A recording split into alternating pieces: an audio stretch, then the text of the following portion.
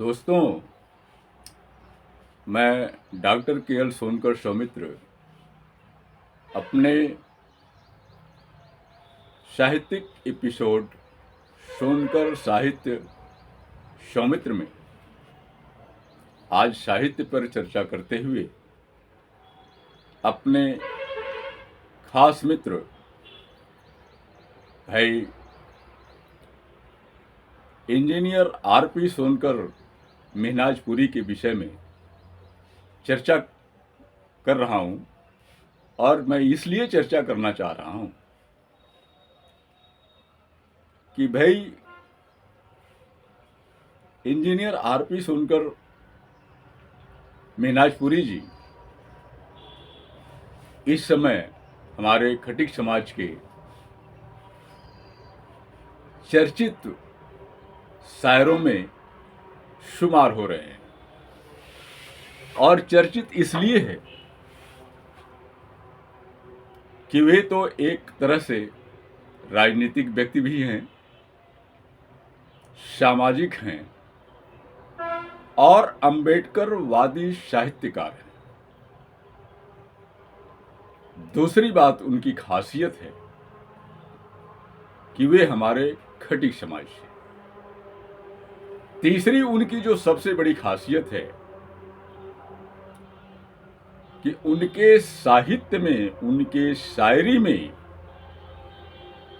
जो शब्द वो प्रयोग करते हैं वह हिंदी के अतिरिक्त उर्दू के जो चलते हुए शब्द हैं, यानी आपको आसानी से ये समझ में आ जाए कि भाई आर.पी. सोनकर मेहनाजपुरी जी कहना क्या चाह रहे हैं, क्या उनकी शायरी में समाज का दर्द है, इस 85% का दर्द क्या है और 15% के लोग जो सदियों से जुल्म सितम सामाजिक रूप से करते आए हैं, उसका परिणाम क्या है। हमारी विकास के रास्ते कहां से रुक रहे हैं और हम लोगों के, दलित समाज के दुख का असली कारण क्या है, कहां हमारा हको हुकूक छुपा हुआ है और हमें क्या मिलना चाहिए और क्यों मिलना चाहिए। अगर वो कहीं अगर वक्तव्य दे रहे हैं तो आप उनसे सुन रहे हैं और मैंने कभी और भी उनके कुछ वक्तव्य डाले हैं, आप हमारे एपिसोड में खोज करके आप देख सकते हैं। अभी हमारे समाज, खटिक समाज में जो कार्यक्रम हो रहे हैं पूरे भारतीय स्तर पर, उनको मुख्य रूप से बुलाया जा रहा है, कहीं विशिष्ट वक्ता के रूप में, कहीं शायर के रूप में, कहीं मुख्य वक्ता के रूप में, कहीं शदारत करने के लिए। अभी हाल ही में पिछले दिनों वे मिर्जापुर भी गए थे, बनारस भी गए थे, लखनऊ में भी थे और दिल्ली में भी। अभी वे गए थे पंजाब, जहाँ उनको सम्मानित किया गया और उनके पुस्तकों का जो पुस्तक निकली है, गजल संग्रह, बहुत उत्कृष्ट पुस्तक है। आप, ये है जिंदगी अनुबंध है। भाई आर.पी. सोनकर साहब की इस किताब का वहाँ विमोचन पुनः हुआ और अभी वे दिल्ली में गए थे हमारे डॉक्टर गंगाराम निर्वाण के पुण्यतिथि में। आप जानते हैं डॉक्टर गंगाराम निर्वाण खटिक समाज से रहे हैं और उन्हें दिल्ली में खटीक समाज का अंबेडकर कहा जाता है। इतना उन्होंने काम किया है दलित समाज के लिए और सोनकर समाज के लिए कि अगर लिखा जाए तो एक पुस्तक तैयार हो जाएगी।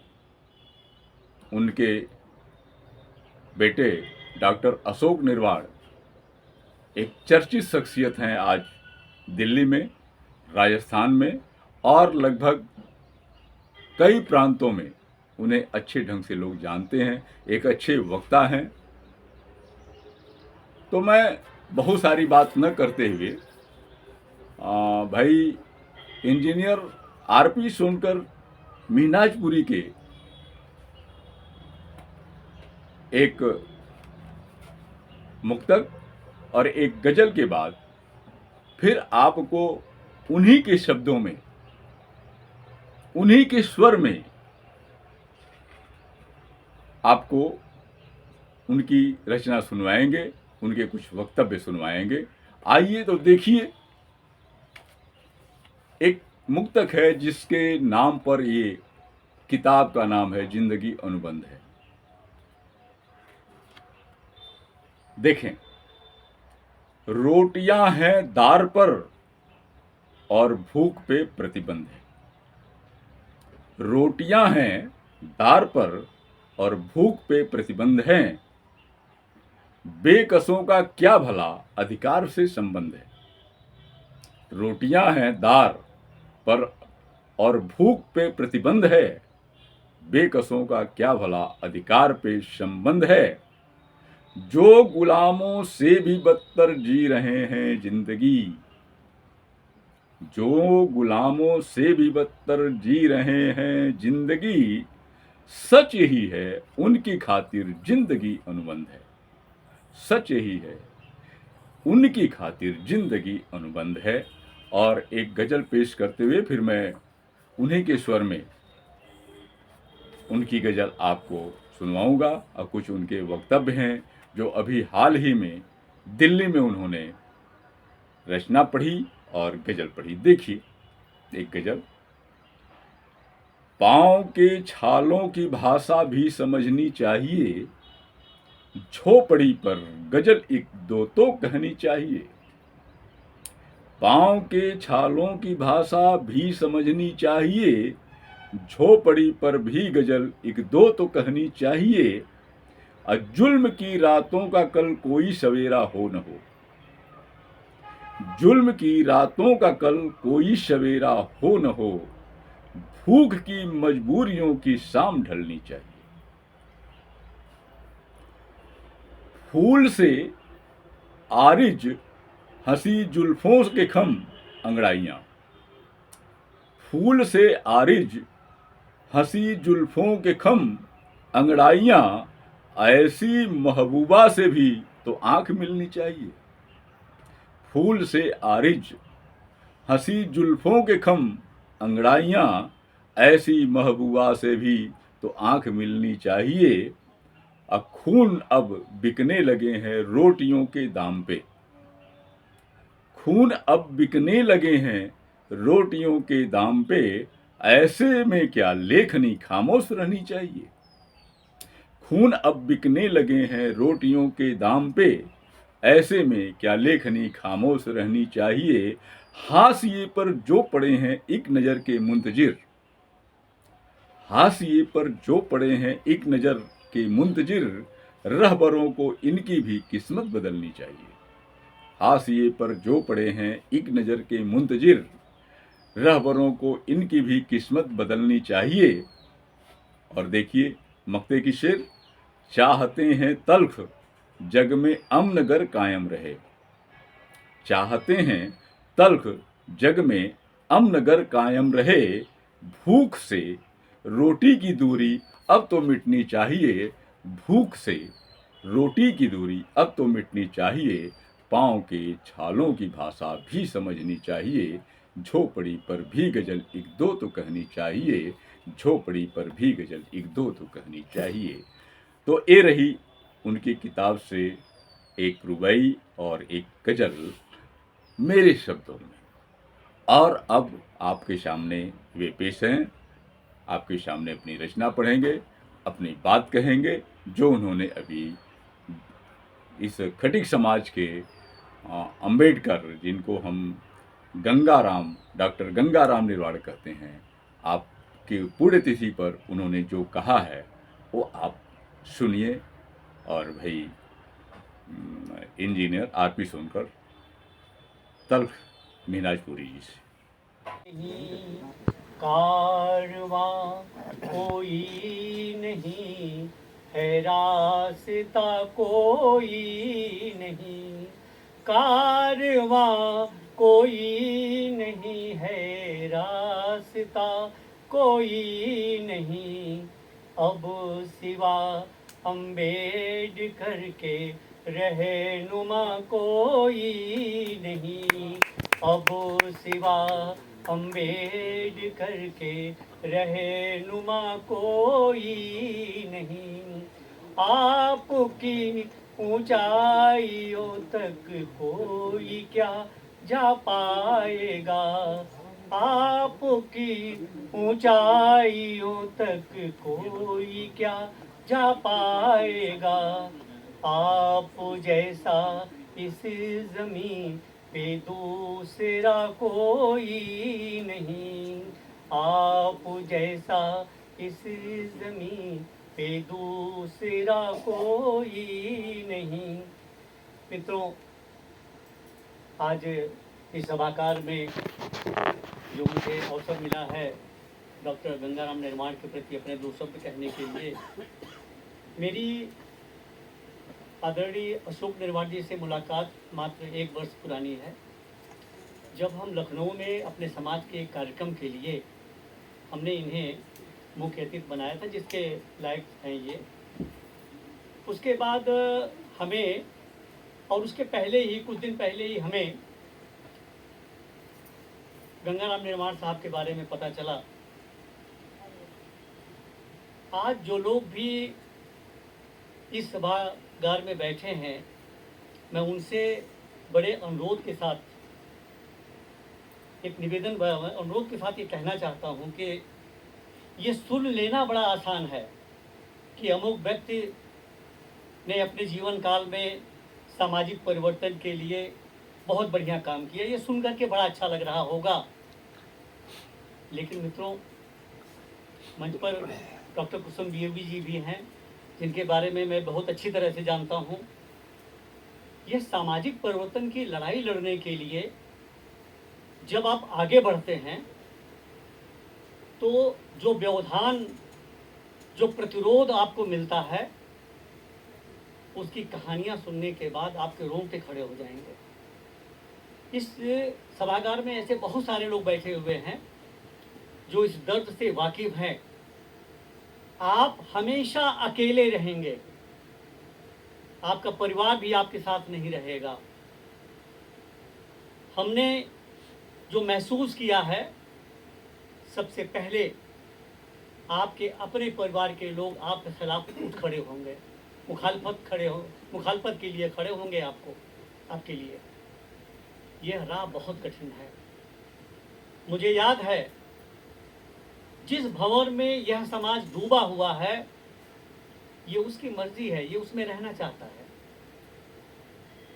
मैंने कोशिश की बड़ी तेजी के साथ उस भंवर से तैर करके बाहर निकलने की, लेकिन फिर मेरे परिवार के लोग, मेरे रिश्तेदार, मेरे भाई, मेरे बंधु, मेरे दोस्त जो उस भंवर में डूबे हैं, उन्होंने कहा कि भाया तू कहाँ जा रहा है।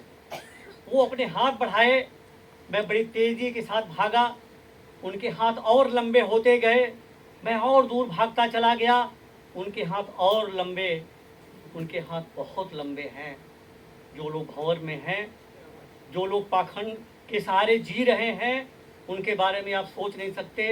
ये वो फंडामेंटलिस्ट हैं जो आपका मर्डर भी कर देने के लिए तैयार रहेंगे।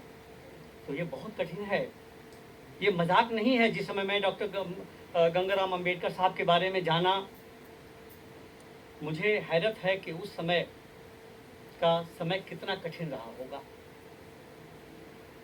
मैं जब महाराष्ट्र में गया, मैं नागपुर में गया था, तो वहाँ पर एक सज्जन ने मुझे रामलाल सोनकर साहब के बारे में बताया। सोचिए कि मैं कानपुर के पास रहता हूँ, मैं कानपुर में 5 साल मैंने नौकरी भी की, लेकिन मुझे रामलाल सोनकर साहब के बारे में पता नहीं चला। वहाँ पर मुझे महाराष्ट्र के एक आदमी बताया कि साहब 1944 और 1946 में सावधान पत्रिका वो निकालते थे, और वो भी कानपुर के शेड्यूल कास्ट फेडरेशन के अध्यक्ष थे, वो नगर पालिका के चेयरमैन थे। जिस समय 1944 से 1946 के बीच में कुछ उन्होंने हमें अखबार के वो फोटोग्राफ्स में हमको भेजे।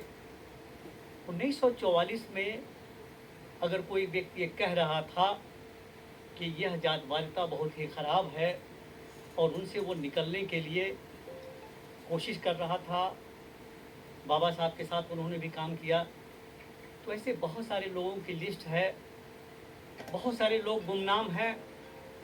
हम लोग आज जो यहाँ तक बैठे हैं, ये उन्हीं लोगों के बलिदान का परिणाम है कि मंच पर इतने बुद्धिजीवी लोग हैं, और हमारे मंच के सामने भी। और हाँ, एक बात मैं और कहना चाहूँगा कि यहाँ वही लोग आए हैं जो लोग समाज के लिए कुछ कर रहे हैं और जिनके अंदर पीड़ाएं हैं। अन्यथा भीड़ के लोग यहाँ कतई नहीं मिलते। तो हम सभी लोग भीड़ के भाग नहीं हैं, हम सभी लोग दिल्ली के वो प्रोमिनेंट फिगर हैं जिनको यहाँ आना था, इसलिए वो यहाँ आए हैं। और इन लोगों के द्वारा जो कार्य प्रतिपादित किया जा रहा है अम्बेडकरिज्म के लिए, इस देश की भलाई के लिए। और बस मैं 2 मिनट समय और लूँगा। अगर आप एनालिसिस करेंगे तो पूरे देश में सिर्फ अम्बेडकरिज्म ही एक ऐसी फिलॉसफी है जो देश हित में है, समाज हित में है, राष्ट्र हित में है, गणराज्य के हित में है।